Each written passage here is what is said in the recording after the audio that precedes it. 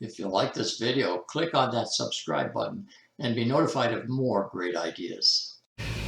Just some quick considerations if you're considering installing a UV light on your water system. Down here we have the point of entry for the water. The water can't pass this because I have it shut off, so it's forced to follow this route, which sends it through a 5-micron filter. It comes out of that filter and enters the bottom of the UV tube right here. Comes out of the UV tube, and here's the return back to the main line. It can go past here.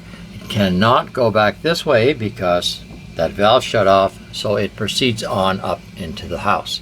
Now the advantage of that is that if anything happens to your UV system or your filter, it's very easy just to turn them off here and up there also, and then open this up and you have a bypass system.